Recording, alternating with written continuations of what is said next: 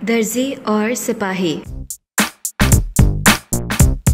एक दर्जी अपनी चालाकी और होशियारी में मशहूर था। कुछ लोग एक जगह पर बैठे इस दर्जी की चालाकी के किस्से एक दूसरे को बढ़ा चढ़ा कर सुना रहे थे और कह रहे थे कि वो दर्जी तो बड़े कमाल का आदमी है। हमने इस कदर अयार और चालाक दर्जी नहीं देखा। कोई कितना ही होशियार क्यों ना हो और दर्जी के सामने बैठकर अपना कपड़ा कटवाए, फिर भी अपनी चालाकी से काम लेकर थोड़ा बहुत कपड़ा चोरी कर ही लेता है और किसी को पता ही नहीं चलता। हर कोई अपने तजर्बे के मुताबिक दर्जी की चालाकी के किस्से सुना रहा था। इन्हीं लोगों में एक सिपाही भी बैठा हुआ था जो अपने आप को अक्लमंद समझता था। वो दर्जी की चालाकी की बातों को सुनकर चिढ़ते हुए बोला, लो भाई, मैं इस बात पर शर्त लगाता हूँ कि कल मैं कोट का कपड़ा उसके पास ले जाऊंगा और अपने सामने कटवाऊंगा और उससे कहूँगा मेरा कोट सी दे। मैं देखूंगा कि वो किस तरह मेरे कपड़े से कपड़ा चुराता है। अगर इसने मुझे इस मामले में धोखा दिया और अपना हुनर दिखा दिया और वाकई मेरे कपड़े में से थोड़ा सा कपड़ा चोरी कर लिया तो मैं तुम लोगों को मुंह मांगा इनाम दूंगा। चुनाचा सिपाही खुद ही इस तरह की शर्त लगाकर अगले दिन कोट का कपड़ा लेकर दर्जी की दुकान पर पहुंचा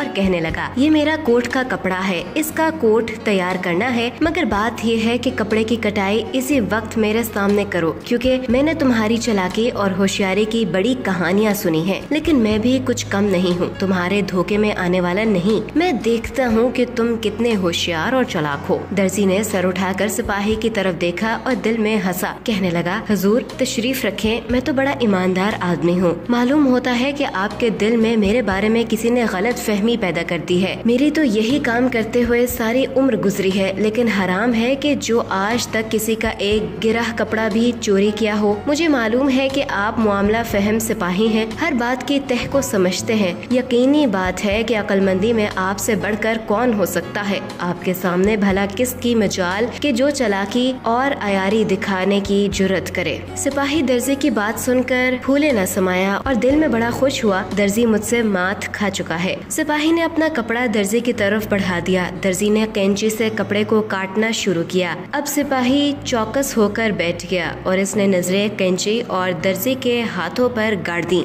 दर्जी जहाँ चालाकी में माहिर था, वहाँ वो लतीफा गोई और मस्खरापन में भी अपना जवाब न रखता था। बेशुमार लतीफे इसको ज़बानी याद थे। उसने जब सिपाही को इस कदर चौकन्ना होकर बैठे देखा तो कपड़ा काटते काटते अचानक ऐसा जबरदस्त लतीफा सुनाया कि जिसे सुनकर सिपाही हंसते हंसते दोहरा हो गया। इसी हंसी के आलम में उसका सर काफी आगे की तरफ झुक गया। दर्जी इसी मौके की तलाश में था। उसने जल्दी से थोड़ा सा कपड़ा काट कर छुपा लिया। अब सिपाही की हंसी रुकी और वो दोबारा सीधा होकर बैठ गया। इसे लतीफा सुनकर मजा आया और कहने लगा। हंसते हंसते जब उसकी हालत जरा सी संभली तो सर उठाते हुए बोला, यार मास्टर, एक लतीफा और सुना दो।